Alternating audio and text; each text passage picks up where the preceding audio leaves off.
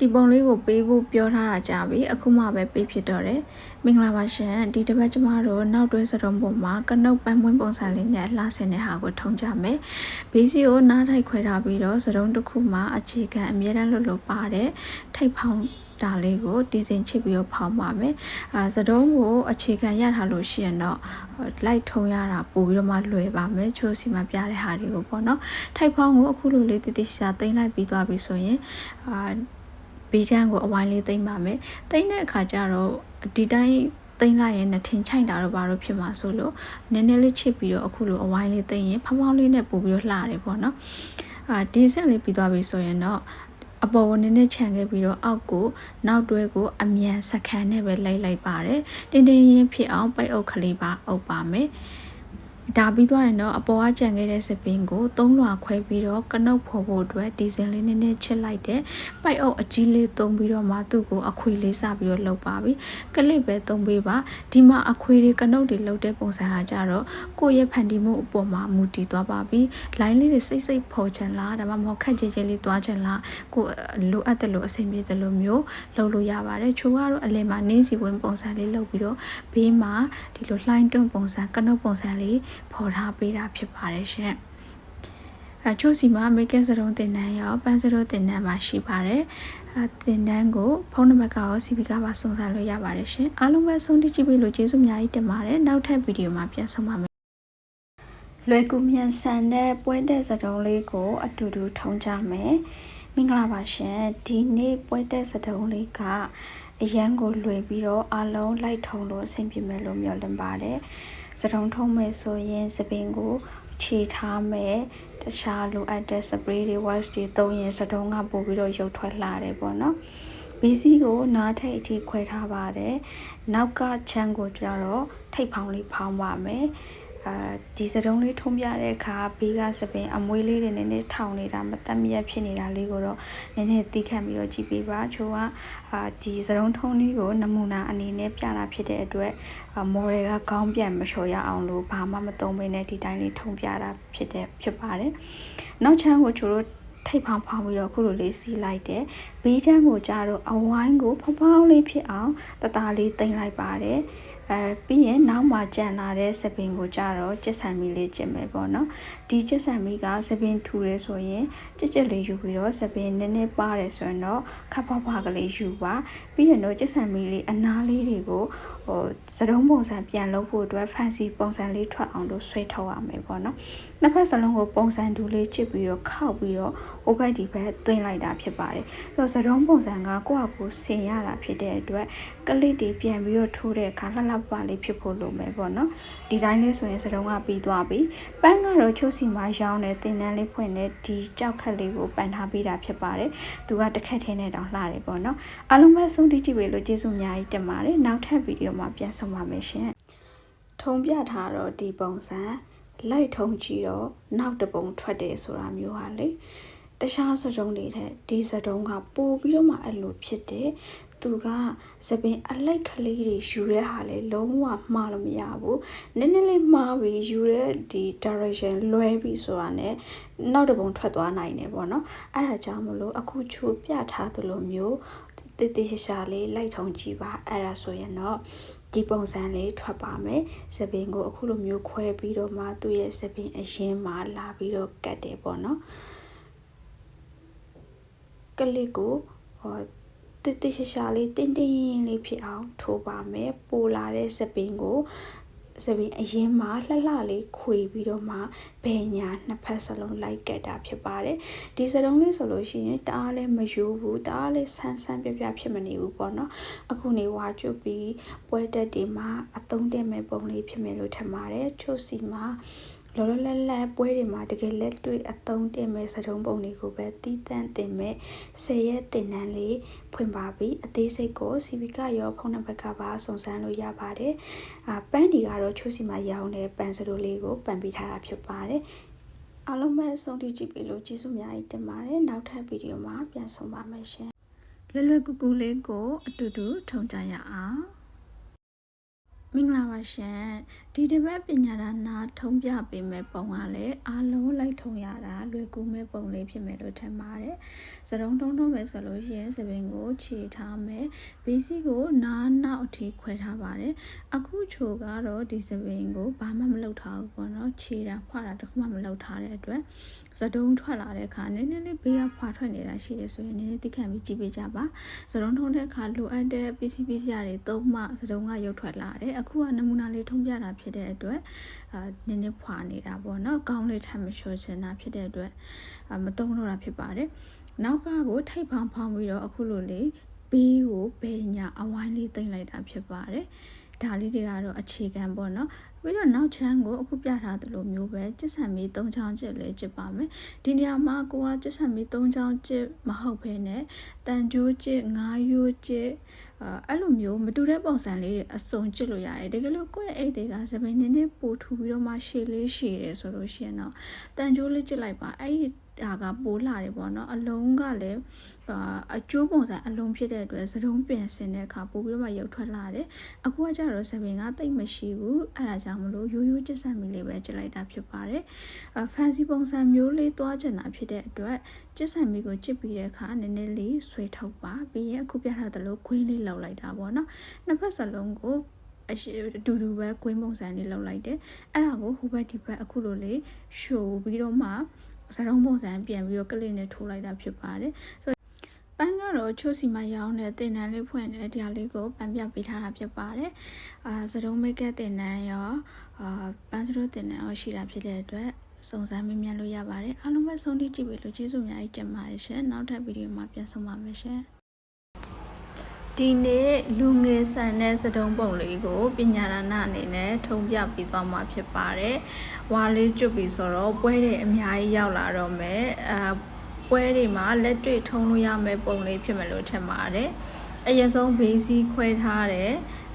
တကယ်တော့စတုံးထုံးမယ်ဆိုလို့ရှိရင်စပင်ကိုခြေထားဖွာထားမယ်ပေါင်နာလေးတွေထည့်ချင်တယ်ဆိုရင်လည်းထည့်ထားမယ်အဲ့ဒါမှပဲစတုံးထုံးရတာရုပ်ထွက်ပိုလှတယ်ပေါ့နော်အခုချို့ရဲ့စတုံးမော်တဲ့အပြိုကြီးက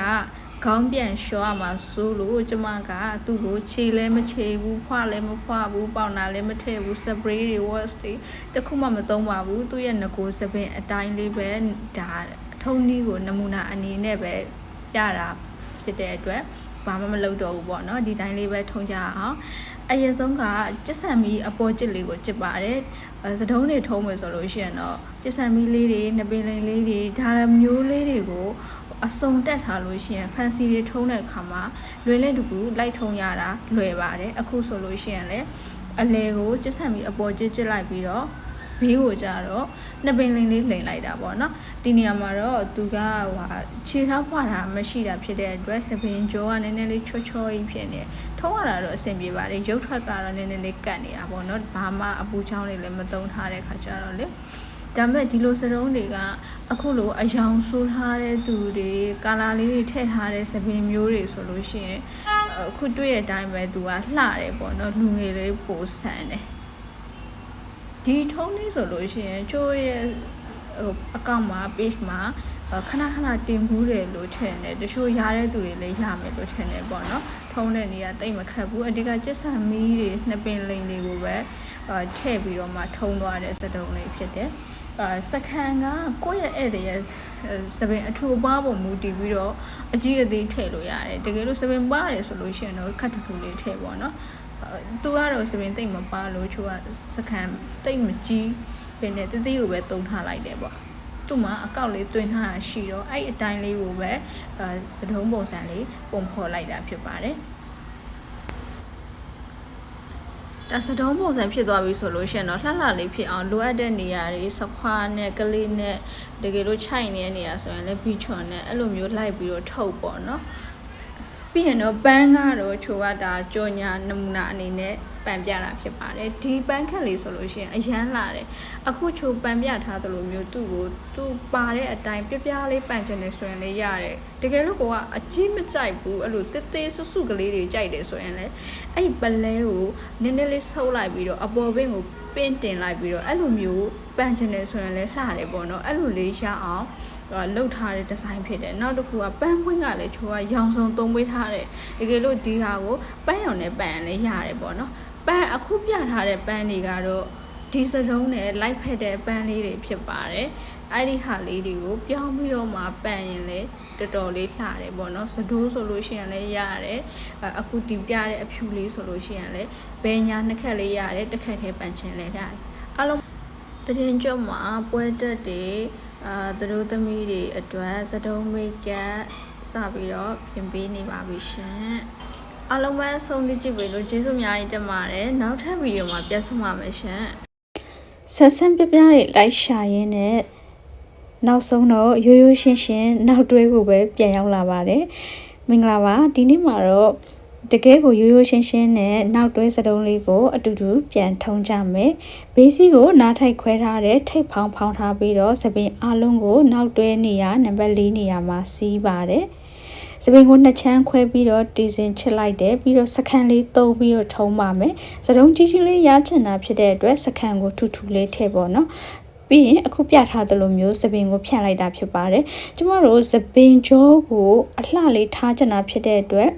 စတုံးကိုပိုက်အောင်မအောင်တော့ပါဘူးအဲကြောင့်မလို့လုံးဝတသက်ရက်ခလေးဖြစ်ဖို့လိုတယ်ပေါ့နော်ဘေးချမ်းကိုလည်းပဲရိုးရိုးရှင်းရှင်းအဝိုင်းလေးကိုပဲအခုပြထားသလိုသိမ်းပါမယ်သူ့ရဲ့ line က crossing ပုံစံမျိုးလေးရချင်တာဖြစ်တဲ့အတွက်စပင်ကြောတွေကိုယူတဲ့အခါသတိထားပြီးတော့ယူမယ်ပေါ့နော်ဒီပုံလေးကကြတော့သူကစတုံးရဲ့ရိုးရှင်းတဲ့အလှကိုဖော်တာဖြစ်တဲ့အတွက်တကယ်တမ်းကြတော့ပန်းနေတိတ်ပြီးတော့မပန်ရင်လည်းလှတယ်နောက်ချမ်းကိုလုံးဝမပန်မင်းနဲ့အရှိကိုပဲတရဖူတို့လိုဒီလိုခေါင်းစည်းတို့လိုအဲ့လိုမျိုးပန်ချင်လေးရတယ်ပေါ့နော်အခုချိုကတော့ဒါကြော်ညာအနေနဲ့ပန်းကလေးတွေကိုနမူနာရာပြပေးတာဖြစ်ပါတယ်ဒီခုပန်ထားတဲ့ပုံစံမျိုးလေးပန်ရင်ပိုလှတယ်ပေါ့နော်ကိုယ့်ရဲ့စတုံးရိုးရိုးရှင်းတဲ့အလှကိုလည်းပို့ပြီးတော့မှပေါ်စေတယ်ပေါ့နော်ဆိုတော့ဒီပုံလေးကလည်းခေါင်းဝင်လေးတွေနဲ့လည်းထုံးလို့လှတယ်နောက်တွဲစတုံးဖြစ်တဲ့အတွက်မြန်မာစတုံးတွေနဲ့လည်းထုံးလို့လှတဲ့ပုံလေးဖြစ်ပါတယ်ချိုစီမှာ makeup stone တင်တန်းရောပန်းစတိုးတင်တန်းရောရှိပါတယ်ပန်းစတိုးဆိုလို့ရှိရင် online ကနေ video class အနေနဲ့လည်းတက်လို့ရတယ်အပြင်မှာလည်းတက်လို့ရတယ်ပေါ့နော်ပြီးတော့စတုံးသီးတန်းပြီးတော့စတုံး makeup အဲ့လိုမျိုးတက်လို့ရပါတယ်အားလုံးပဲဆုံးဖြတ်ကြည့်ပြီလို့ကျေးဇူးအများကြီးတင်ပါတယ်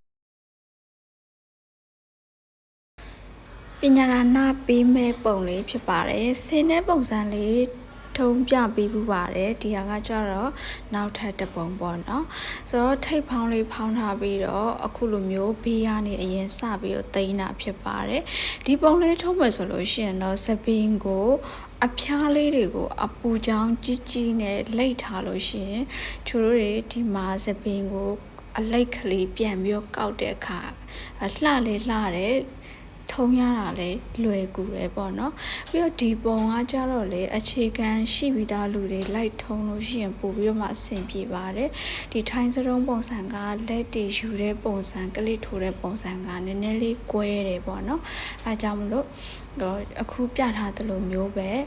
စပင်ကိုအလိတ်ကလေးယူပြီးတော့မှတင်သွားတာဖြစ်ပါတယ်အခြေခံတိတ်မရသေးဘူးဆိုတဲ့သူတွေအတွက်ကတော့ဒီပုံလေးကနည်းနည်းလေးလိုက်ထုံးရတာလက်ဝင်ခေါင်းဝင်နိုင်တယ်ပေါ့နော်တအားကြီးတော့လည်းမခတ်ပါဘူးအခုပြထားသလိုမျိုးပဲတဆင့်ချင်းအလိတ်ကလေးကိုတိမ်ပြီးတော့စပင်ကုံတဲ့အထိတိမ်လိုက်တာပေါ့နော်ပန်းကတော့ချိုးစီမှာရောင်းနေတင်တန်းလေးဖွင့်နေဒါလေးတွေကိုပြောင်းပြီးတော့ပန်ပြပေးထားတာဖြစ်ပါတယ်ချိုစီမှာ makeup စတုံးတင်တန်းကပန်းစတိုးတင်တန်းကရှိတာဖြစ်တဲ့အတွက်စိတ်ဝင်စားတဲ့သူတွေလည်းစုံစမ်းလို့ရပါတယ်ရှင်အားလုံးပဲဆုံးဖြတ်ကြည့်ပြီလို့ကျေးဇူးများကြီးတင်ပါတယ်စပင်ထူပြီးတော့မှရှည်တဲ့သူတွေအတွက်ထုံးလို့ရတဲ့ပုံလေးကိုပညာဒါနအနေနဲ့ပြပေးသွားမှာဖြစ်ပါတယ်အရင်ဆုံးဘေးစီးကိုနားထိုက်ခွဲထားပြီးတော့ထိပ်ဖောင်းကိုဖောင်းထားမယ်စတုံးနေရာကကြတော့နံပါတ်4နေရာဖြစ်ပါတယ်အခုဒီလိုမျိုးတိမ့်လိုက်တယ်ပေါ့နော်ဘေးနှစ်ဖက်စလုံးကိုပြီးတော့မှစပင်အားလုံးကို၄နေရာမှာလာပြီးတော့စီးတယ်စပင်ထူတာဖြစ်တဲ့အတွက်အခုလိုမျိုးသူ့ကိုခောက်ပြီးတော့သွင်းလိုက်တယ်ပေါ့နော်အားလုံးရမယ်လို့ထင်တယ်၄ပင်ချစ်လေးချစ်ပြီးတော့အခုပြထားတဲ့အတိုင်းစတုံးပုံလေးသွင်းလိုက်တာဖြစ်ပါတယ်စတုံးပုံစံလှလှလေးဖြစ်အောင်တော့လိုအပ်တဲ့နေရာလေးတွေကိုဘီချွန်နဲ့လိုက်ထုတ်ပေးရမယ်ပေါ့နော်ပန်းကတော့ချို့စီမှာရောင်းတဲ့တင်တန်းလေးဖွင့်တဲ့ဒါလေးတွေကိုပန်ပြပေးထားတာဖြစ်ပါတယ်အခုလိုမျိုးဘယ်ညာပန်ချင်လေးရတယ်နှစ်ခုပေါင်းပြီးတော့မှပန်ချင်လေးရတယ်ပေါ့နော်ပန်းလေးတွေကဒီပန်းစီရောင်လေးဖြစ်တဲ့အတွက်ဒါလေးကမြန်မာ ဒီမှာဆိုလို့ရှိရင်ပန်ဒါအသုံးများတာအယောင်လေးဖြစ်တယ်ပေါ့နော်နောက်တစ်ခုကကျတော့ဒီ site B လေးနဲ့အဖြူရောင်လေးပန်ပြပေးထားတာဖြစ်ပါတယ်အဖြူရောင်လေးဆိုလို့ရှိရင်လည်းဝတ်စုံမရွေအသုံးတဲ့တာဖြစ်တဲ့အတွက်လူကြိုက်များတဲ့အယောင်ပေါ့နော်အားလုံးပဲအဆုံးထိကြည့်ပြီးလို့ကျေးဇူးများကြီးတင်ပါတယ်နောက်ထပ်ဗီဒီယိုမှာပြန်ဆုံပါမယ်ရှင်ဒီနေ့ကတော့သပင်ရှည်ပြီးတော့မှညီတဲ့သူတွေအတွက်ထုံးလို့လာတဲ့ဒီပုံလေးကိုပညာဒါနအနေနဲ့ပြပေးသွားမှာဖြစ်ပါတယ်။ထုံးစံတိုင်းပဲ BC ခွဲတဲ့နောက်တွဲနေရာမှာသပင်အားလုံးကိုစီးပြီးတော့ဘေးချမ်းကိုကြတော့နှစ်ပင်လိန်ရှင်းရှင်းလေးပဲလိန်ထားလိုက်တာပေါ့နော်။ပိုတဲ့သပင်ကိုစီးတိုင်းအောင်မှလာပြီးတော့သိမ်းတယ်နောက်ချမ်းကိုအခုပြထားသလိုမျိုးပဲ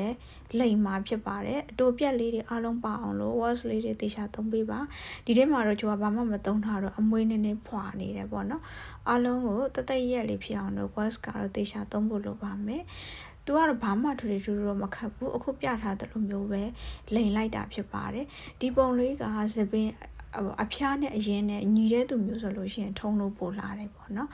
ဆိုတော့ပန်းကတော့ကျိုးစီမှာလောက်တဲ့ဒီဟာလေးကိုရွှေရောင်နဲ့ပလဲလုံးလေးနဲ့ဆက်ထားတဲ့အသစ်ထွက်တဲ့ဟာလေးပေါ့နော်ဒါလေးတွေကိုပန်ပြပေးထားတာဖြစ်ပါတယ်ပြီးတော့ဒီပုံလေးရပေါ့နော်ပန်းကက်လေးနဲ့ဒီလိုလေးတွဲပြီးတော့မှပန်ဖို့အတွက်လုပ်ပေးထားတာပေါ့နော်အားလုံးပဲအဆုံးထိကြည့်ပြီးလို့ကျေးဇူးများကြီးတင်ပါတယ်ရှင်ငါးရိုးနောက်တွဲစရုံလေးကိုအတူတူထုံကြမယ်မင်္ဂလာပါရှင်ဒီနေ့ကတော့ရိုးရိုးနောက်တွဲစရုံးပေါ်မှာပဲငါးရိုးကျစ်လေးနဲ့အလှဆင်တဲ့ဟာကိုထုံကြမယ်အရင်ဆုံး BC ကိုငါးရိုးကျစ်တဲ့ဘက်ကိုနားနောက်ခွဲထားပြီးတော့နောက်တစ်ဖက်ကိုကြာတော့နားရဲ့ထိပ်ပဲခွဲထားပါတော့နော်စတုံးကိုနောက်တွဲဖြစ်တဲ့အတွက်နောက်တွဲနေရာမှာပဲအခုပြထားတဲ့အတိုင်းလေးထုံပါတယ်စကန်တဲ့ပြီးထုံချက်နေဆိုရင်လည်းရရတယ်ပိုက်အုပ်ကလေးအုပ်လိုက်တသက်ရက်ဖြစ်သွားအောင်ဒီဟာကကြတော့အဝိုင်းပတ်မဲ့ဘက်ကိုဘေးကိုဖမောင်းလေးဖြစ်အောင်လို့အခုလိုလေးပတ်လိုက်တာပေါ့နော်ငါးရိုးကျစ်မဲ့ဘက်ကိုတော့နားနောက်ခွဲထားတာဖြစ်တဲ့အတွက်အဲ့ဒါလေးကိုငါးရိုးကိုလှလှလေးဖြစ်နေအောင်ကျစ်ပါငါးရိုးကျစ်တဲ့အခါယူတာကိုတအားကြီးမကြည့်ဘဲနဲ့ line ကိုတသေးလေးစီယူပေါ့နော်ပြီးရင်တော့ပြထားသလိုမျိုးနောက်တွဲစတုံးထဲမှာထည့်လိုက်ရင်ရပါပြီပန်းကတော့ချိုးစီမှာရောင်းတယ်တင်တန်းလေးဖွင့်တယ်ဒါလေးကိုပန်ပြပေးထားတာဖြစ်ပါတယ်အားလုံးပဲဆုံးထိကြည့်ပြီးလို့ကျေးဇူးများကြီးတင်ပါတယ်ဒီနေရာကျတော့ဗီယက်နမ်ပုံစံမျိုးလေးဖဲပြားစတုံးလေးကိုထုံကြမယ်ပေါ့နော်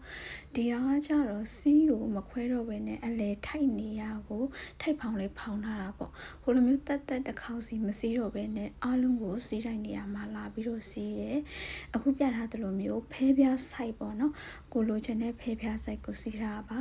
ပင်ကေအပြုတ်လေးကိုသုံးပြီးတော့မှအခုလိုပုံစံလေးတွင်ထားတယ်အဲ့ဒါလေးကဖဲပြားပုံစံမျိုးလေးပို့ပြီးတော့မှပေါ်စီတယ်ပေါ့ဒီလိုဖြစ်သွားပြီဆိုလို့ရှိရင်တော့သူ့ကိုအလဲကနေတစ်ခေါက်ထိန်းဖို့အတွက်တရေပင်လေးနဲ့အခုလိုလေးထိန်းပါတယ်ပြီးရင်တော့ပြီးသွားပြီဖဲပြားလေးပန်လိုက်တယ်ပေါ့နော်ဒီလိုပုံလေးကကြတော့ခါဝင်နဲ့ကောတခါတလေဒီမြန်မာဝဲစုံနဲ့မဟုတ်ရင်လည်းထုံးလို့ရတဲ့စတုံးလို့ပြောအောင်ပါပေါ့နော်အားလုံးပဲအဆုံးထိကြည့်ပေးလို့ကျေးဇူးအများကြီးတင်ပါတယ်သင်တန်းစိတ်ဝင်စားတဲ့သူတွေလည်းစုံစမ်းမေးမြန်းလို့ရပါတယ်ရှင်ကျမတို့နောက်ထပ်ဗီဒီယိုမှာပြန်ဆုံပါမယ်ရှင်မင်္ဂလာပါရှင်ဒီပုံလေးကိုအတူတူထုံးကြရအောင်ထိပ်ပေါင်းလေးထည့်ထားပါတယ်ဘေးစပင်ကိုကြတော့နှစ်ပင်လိမ်မဟုတ်ဘဲနဲ့အကုန်လုံးကိုမကွဲဘဲနဲ့တပေါင်းနဲ့လိမ်လိုက်တာပေါ့နော်ပြီးတော့မှအဲ့ဒါကိုလက်ထိတ်ကလေးနဲ့ဆွဲပြီးတော့ဒီ fancy ပုံစံမျိုးလေး line လေးနည်းနည်းစီလိုက်ဆွဲလိုက်တာပေါ့ဘယ်ကောညာကောနှစ်ဖက်စလုံးကိုအဲ့တိုင်းလေးယူပါတယ်သူ့ရဲ့စရုံးနေရာကကြတော့နောက်တွင်းနေရာဖြစ်တဲ့အတွက်အောက်ဘက်ကိုနည်းနည်းလေးငုံခိုင်းပြီးတော့မှစတုံးလေးကိုထုံရမယ်ပေါ့နော်အခုပြထားသလိုပဲအဝိုင်းလေးယူပြီးအဲ့အဝိုင်းလေးကိုပါဆွဲလိုက်တာဖြစ်ပါတယ်ပန်းကတော့ချို့စီမှာလောက်တဲ့တင်တန်းလေးဖွင့်တဲ့ဒါလေးတွေကိုပြောင်းပြီးတော့ပန်ပြပေးထားတာဖြစ်ပါတယ်ရှင်သူကကျတော့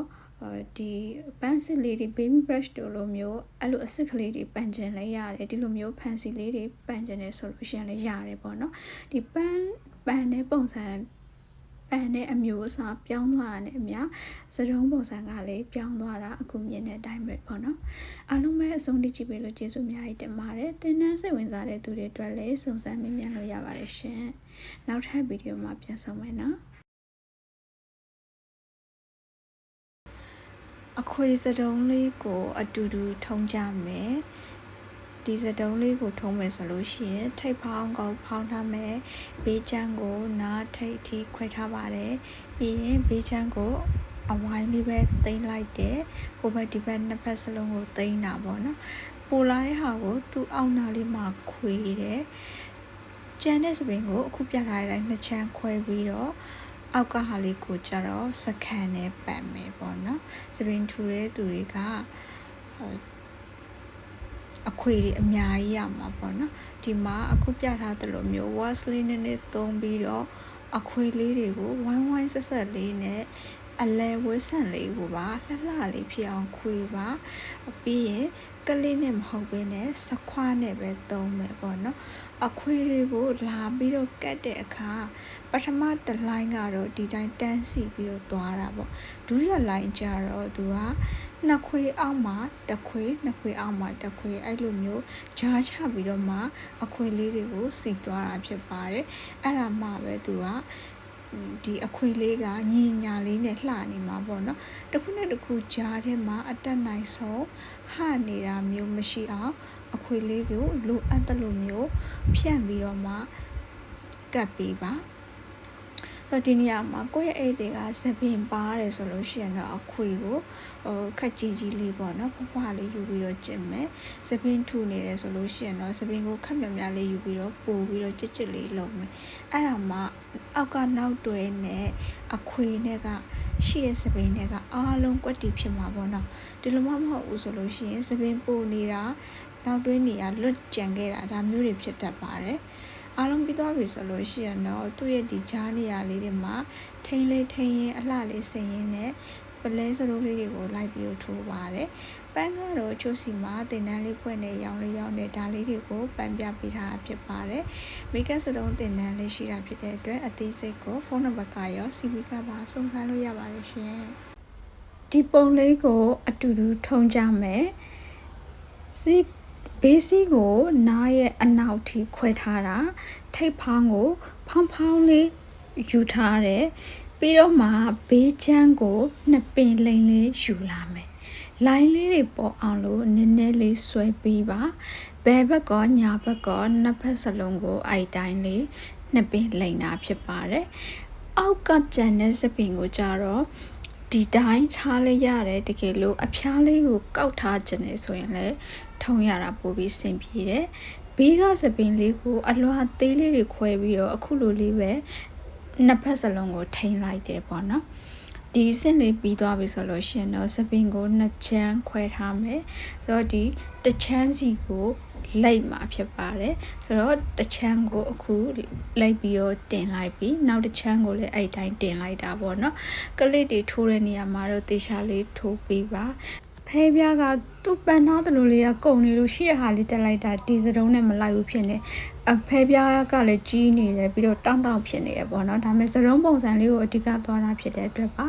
အားလုံးပဲအဆုံးလေးကြည့်ပြီးလို့ကျေးဇူးအများကြီးတင်ပါတယ်ဒီတစ်ခေါက်လည်းပဲချို့အရန်သဘောကျတယ်ဒီထိုင်းစတုံးလေးကိုအတူတူထုံးကြမယ်နော်အရင်ဆုံးဘေးစီးကိုနားထိတ်ခွဲထားတယ်ထိတ်ဖောင်းကိုအပြည့်နည်းနည်းပဲဖောင်းထားပြီးတော့စီးတိုင်ကိုအခုလိုမျိုးနောက်တွဲနေရာမှာစီးလိုက်တာပေါ့နော်ပြီးရင်တော့ဘေးချမ်းကိုဒီအလဲထိုက်ဖောင်းတဲ့တပေါင်းလေးဖြစ်သွားအောင်ကိုပြန်သိမ်းတာဘေးကလုံးဝကွဲမနေစေနဲ့ကြည့်လိုက်လို့ရှိရင်ဒီလိုအတူတူယူထားသလိုမျိုးပေါ့နော်ပြီးရင်အဲ့ပိုတဲ့စပင်ကိုစီးတိုင်ရဲ့အောက်နားလေးတက်မှာပဲလာပြီးတော့ခွေတယ်ပြီးတော့ဒီနောက်တွဲစတုံးအတွက်ပေါ့နော်ဒီလိုလေးစီလိုက်တယ်ဒီလိုမျိုးအမြင်နဲ့လုံးဝမထွက်ချင်ဘူးဆိုရင်ခဏပြရတဲ့ wax လေးကိုသုံးပေါ့နော်စပင်လူစပင်မှာဆိုလို့ရှိရင်အဖျားလေးတွေရှူးနေတယ်ဒါအယုတ်စပင်မလို့ထူနေတာပေါ့နော်အတူပြက်လေးတွေပါအားလုံးသိမ်းပြီးတော့အခွေလေးခွေလိုက်တယ်ဒါပြီးသွားရင်တော့သူကပိတ်အုပ်အကြီးလိုပဲပေါ့နော်ဆိုတော့စတုံးပုံစံကိုဝိုင်းဝိုင်းဆက်ဆက်လေးဖြစ်သွားအောင်လို့ပိတ်အုပ်အကြီးနဲ့အခုလိုလေးအုပ်လိုက်တော့တင်းတင်းရင်လေးဖြစ်သွားပြီပန်းကကြတော့ချိုးစီမှာလောက်တဲ့တင်တန်းလေးဖွင့်တဲ့ဒီဟာလေးကိုပန်းမယ်ပေါ့နော်သူကစတုံးလေးကိုလှလှလေးပေါ်ချင်တာဖြစ်တဲ့အတွက်ပန်းကိုတေးသေးလေးပန်းနေလှတယ်ပေါ့ဒါလေးဆိုရင် တပွင့်ကလေးပဲပန်ထားတာပေါ့နော်ဆိုတော့ကျွန်တော်တို့နောက်ထပ်ပြောင်းပြီးတော့ဒီလိုလေးလည်းပန်လို့ရတယ်ပေါ့နော်ကိုလိုချင်တယ်လို့ပန်လို့ရပါတယ်ချို့စီမှာ make-up စရုံတင်တန်းကပန်းစတိုးတင်တန်းကရှိပါတယ်ရှင်တင်တန်းစိတ်ဝင်စားတဲ့သူတွေကဖုန်းနံပါတ်ကရော CP ကပါစုံစမ်းလို့ရပါတယ်အဆုံးထိကြည့်ပေးလို့ကျေးဇူးအများကြီးတင်ပါတယ်ရှင်ကာဝင်နဲ့ဆောင်တဲ့သူတို့သမီးကိုလည်းထုံးပေးလို့ရတယ်နှစ်ပင်လေးရတာနဲ့ထုံးလို့အဆင်ပြေပြီမင်္ဂလာပါရှင်ဒီနေ့ထုံးပေးမယ့်ပုံလေးကတော့နှစ်ပင်လေးကိုဦးစားပေးပြီးတော့ဒီကာဝင်သူတို့သမီးလေးတွေနဲ့လည်းလိုက်ဖက်တဲ့ဒီပုံလေးကိုထုံးပြပေးသွားမှာဖြစ်ပါတယ်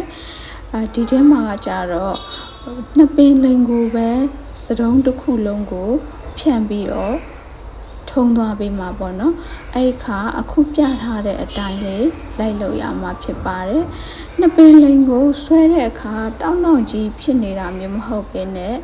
စတုံးပုံစံပွားလေးပေါ့နော်ချစ်ဖို့ကောင်းတဲ့ပုံစံမျိုးလေးဖြစ်အောင်လိုအပ်တဲ့နေရာလေးမှာလိုက်ပြီးတော့ဆွဲရပါမယ်ပုံစံကတော့တအားကြီးမခတ်ဘူးစပင်ပင်ညာကိုသိမ့်ပြီးတော့ဥပကအယူလာခဲ့တဲ့စပင်ကိုဒီဘက်မှာလာပြီးတော့ထိမ့်မယ်စပင်ကုန်သွားတယ်ဆိုလို့ရှိရင်ဟိုဘက်ကစပင်ကိုလည်းနှစ်ပင်လေးယူလာပြီးတော့ဒီဘက်ရဲ့ line အောက်မှာကလေးနဲ့လာပြီးတော့ထိန်းတာပေါ့နော်ဒီလိုပဲစပင်ကုံတဲ့အထိယူသွားတာဖြစ်ပါတယ်ဆိုတော့ဒီနေရာမှာကိုယ့်ရဲ့ဧည့်သည်ကစပင်ရှိတယ်ဆိုလို့ရှိရင်တော့စတုံးကဟိုးကျိုးအောက်ထိသွားမှာပေါ့နော်တူတယ်ဆိုရင်တော့ဒီလောက်ပဲရမှာပေါ့ပန်းလေးတွေကတော့ချို့စီမှာတင်တန်းလေးဖွင့်နေရောင်းလေးရောင်းနေဒါလေးတွေကိုပန်ပြပေးထားတာဖြစ်ပါတယ်ပုံစံမျိုးစုံလိုအပ်တယ်လို့ပန်လို့ရတဲ့စတုံးလေးပေါ့နော်အဓိကတော့လူငယ်တွေအတွက်ပို့ပြီးတော့လိုက်ဖက်မဲ့စတုံးလေးဖြစ်ပါတယ်တင်တန်းစိတ်ဝင်စားတဲ့သူတွေလည်းစုံစမ်းမေးမြန်းလို့ရပါတယ်ရှင်အဆုံးထိကြည့်ပြီးလို့ကျေးဇူးအများကြီးတင်ပါတယ်မြန်ဖို့ကိုပဲဦးစားပေးလိုက်တော့မယ်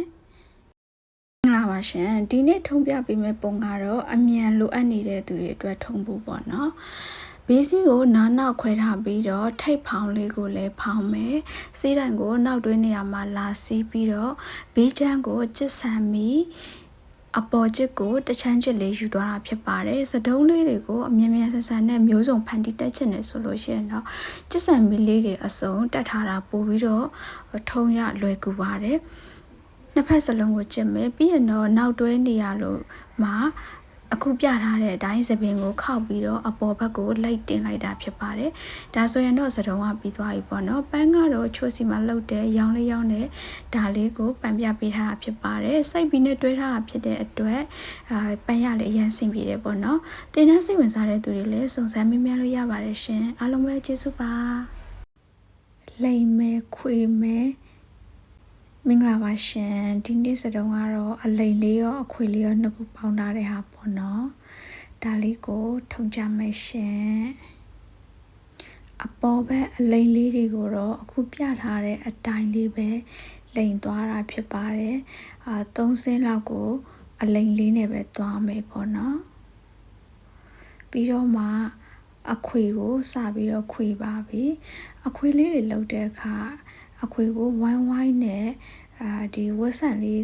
တေချာလေးရအောင်တော့ခွေပေးဖို့လိုမယ်ပေါ့နော်ဘာလို့ရှိရင်အလဲကနေဥထွက်ကြတာတော့ဘာလို့အဲ့လိုမျိုးဖြစ်တတ်တယ်အားကြောင့်မလို့အခွေကိုကတ်နေအောင်လိမ်ပြီးတော့စကန်လွတ်နေတဲ့နေရာမှာကတ်ပြီးတော့စတုံးပုံစံလေးပုံဖော်သွားတာဖြစ်ပါတယ်ကြားထဲမှာစကန်ကိုမြင်နေရတဲ့အထိဟနေတာမျိုးမဖြစ်စေနဲ့လိုအပ်တဲ့နေရာမှာခလိတွေစခွလေးတွေထည့်ပြီးတော့စတုံးလှလှလေးဖြစ်အောင်အခွေလေးနဲ့အားလုံးပိတ်ပြီးတော့ပုံဖော်ပြီးတော့ထုံတာဖြစ်ပါတယ်ပန်းကတော့မင်္ဂလာအယောင်ထဲကတစ်ခုဖြစ်တဲ့အဝါရောင်လေးကိုစိုက်ပြီးလေးနဲ့တွဲထားတဲ့ပေါ့နော်ဒါ3ခက်ကိုခါလေးထိုးလိုက်လို့ရှိရင်အခုလိုလေးလှသွားပါပြီ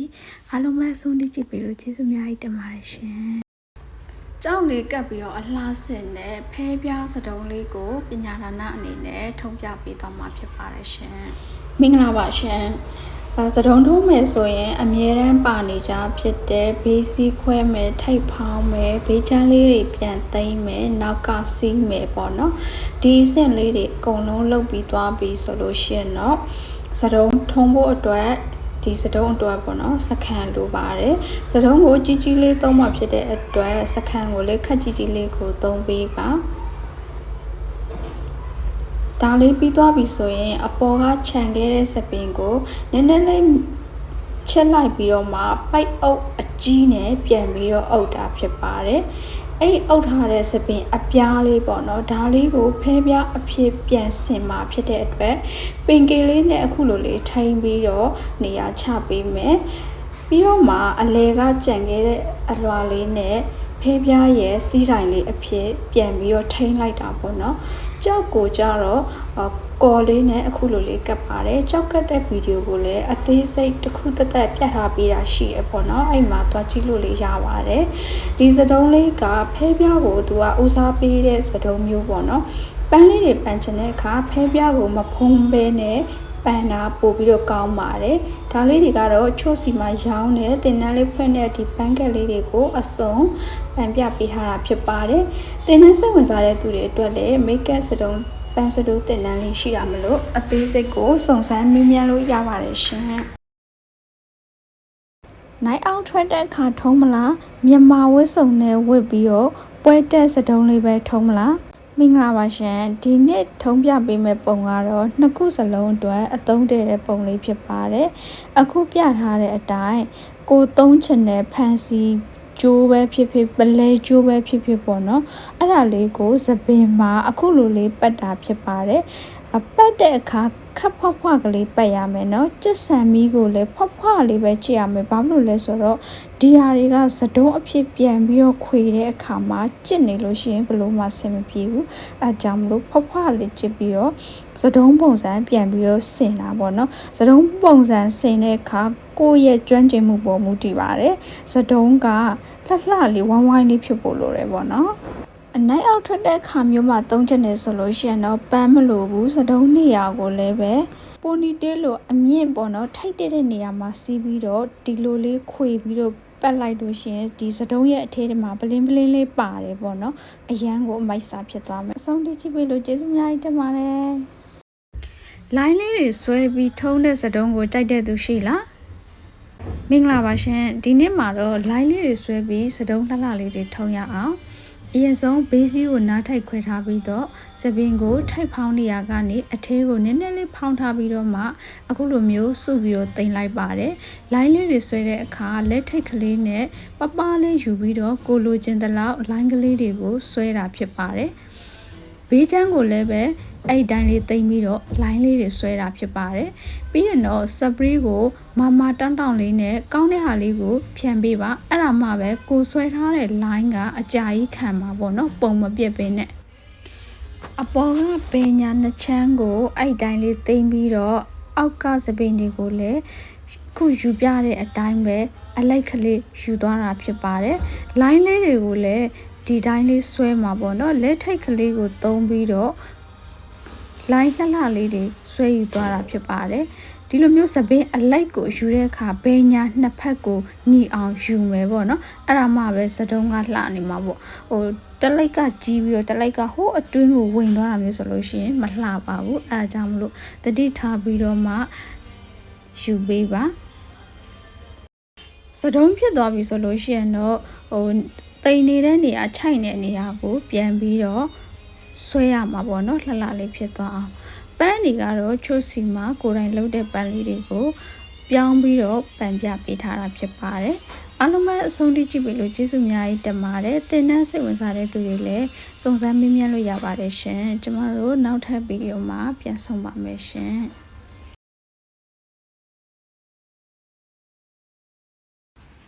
အင်ဂျီလေအထောင်ဝတ်တဲ့အခါမျိုးမှာစတုံးနှိမ့်နေလို့ရှိရင်ဘယ်လိုမှအဆင်မပြေပါဘူးမင်္ဂလာပါရှင်ဒီနေ့မှာတော့ fancy အမြင့်စတုံးလေးကိုပညာဒါနအနေနဲ့ထုံပြပေးသွားမှာဖြစ်ပါတယ်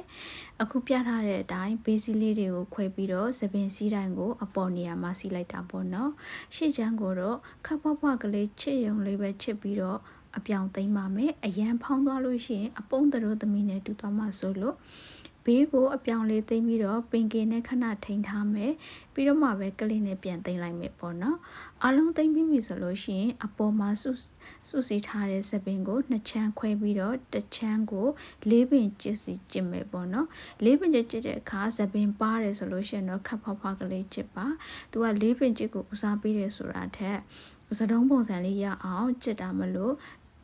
ခပ်ဖွားဖွားကလေးအမွှားလေးတွေကိုဆွဲပေးရပါမယ်နှစ်ဖက်စလုံးကိုပင်ညာကျစ်ပါတယ်ပြီးတော့အခုပြထားတဲ့အတိုင်းဂွင်းလေးလုပ်ပြီးတော့ဟိုဘက်ဒီဘက်ဂွင်းရှို့လိုက်တာဖြစ်ပါတယ်အဲ့ဒါပြီးသွားလို့ရှိရင်တော့စတုံးပုံကိုကိုယ့်ဘာသာကိုပုံဖော်ရမှာဖြစ်တဲ့အတွက်အခုနလေးပင်ကျစ်တွေကိုပြန်ဆွဲရတာဖြစ်ပါတယ်အားလုံးပြီးသွားပြီဆိုရင်တော့ပန်းလေးပတ်လိုက်တာဖြစ်ပါတယ်တကယ်တော့ဒီစတုံးနဲ့ပန်းကပို့ပြီးကြီးနေရပေါ့နော်ဒါကနမူနာလေးသက်သက်ပန်းပြတာဖြစ်ပါတယ်အမေကပန်းဆိုင်ပိုင်ရှင်ဆိုတော့သမီးကိုချေမှုကတိဆိုအများကြီးပန်းပေးထားတာပေါ့နော်တစ်ခက်ထဲနဲ့ခေါင်းအပြေးပေါ့ဒီဟာကကျတော့ချိုးစီမှာရောင်းတဲ့တင်တန်းလေးဖွင့်တဲ့ပန်းခက်လေးဖြစ်ပါတယ်အားလုံးပဲဆုံးဖြတ်ကြည့်ပေးလို့ကျေးဇူးအများကြီးတင်ပါတယ်နောက်ထပ်ဗီဒီယိုမှာပြန်ဆုံမယ်နော်